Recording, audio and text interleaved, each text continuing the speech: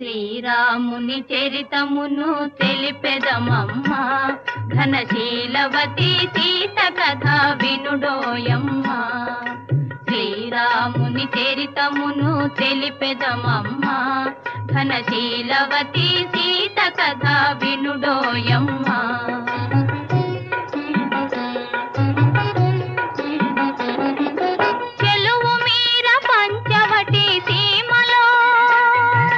కొలువు చేయ సౌమిత్రి ప్రేమతో, తన కొలువు తీరి రాఘవుడు భామతో.